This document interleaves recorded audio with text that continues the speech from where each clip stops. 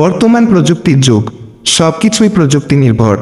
শহর থেকে গ্রাম, বড় থেকে ছোট, সবাই প্রত্যক্ষ ও পরোক্ষভাবে প্রযুক্তির ওপর নির্ভর করে। কিন্তু দুঃখের বিষয়, এই প্রযুক্তির সঠিক ব্যবহার কজন জানে? শহর আগেই আধুনিকায়ন হওয়ায় শহরের মানুষ প্রযুক্তি ব্যবহার করতে জানে, কিন্তু গ্রামের মানুষ প্রযুক্তি ব্যবহার করলেও যথোপযুক্ত ব্যবহার কজনে জানে? বেশিরভাগই এই বিষয়ে প্রায় অজ্ঞ, যার কারণে গ্রামের মানুষের কাছে প্রযুক্তির ব্যবহার থেকে অপব্যবহারই বেশি হয়, যার প্রভাব লক্ষ্য করা যাচ্ছে গ্রামের যুব সমাজের কাছে, বর্তমান প্রজন্মের কাছে।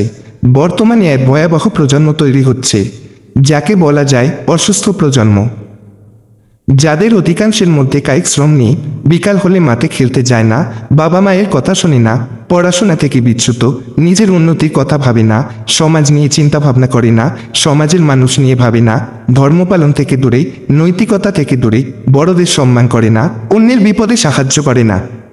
সর্বোপরি এক ভয়াবহ প্রজন্ম।